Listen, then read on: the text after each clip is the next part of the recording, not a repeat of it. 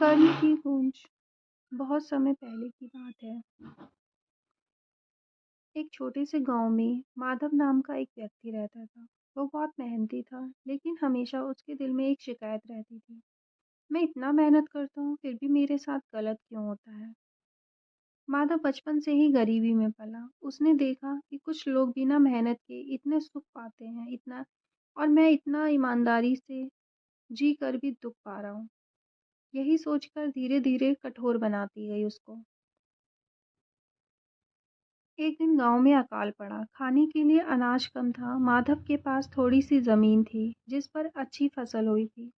गांव के कई लोग उसके पास मदद मांगने आए, लेकिन माधव ने मन ही मन सोचा, जब मेरे बुरे दिन थे तब कौन आया था मेरी मदद को। उसने सबको मना किया। कुछ लोगों ने हाथ जोड़कर कहा, आज, हाँ, आज नहीं तो कल कर्म लौट कर आता है। माधव हंस पड़ा। कुछ महीने बाद माधव ने एक व्यापारी के साथ मिलकर मुनाफे के लिए मिलावट करना शुरू कर दिया। पैसे आने लगे, घर बड़ा हो गया, इज्जत भी बढ़ी। लेकिन इसी बीच उसका स्वभाव बदल गया। वह घमंडी हो गया, दूसरों को परेशान करता था, उनकी पीड़ा नहीं समझता था। वो सोचता था दुनिया ताकतवर की है।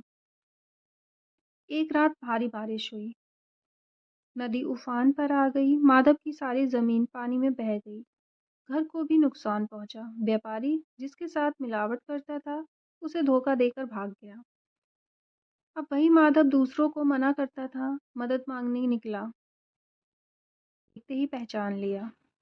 माधव की आंखों में आंसू थे। वह बोला, माँ मुझे माफ कर दो। आज समझ आया कि कर्म क्या होता है।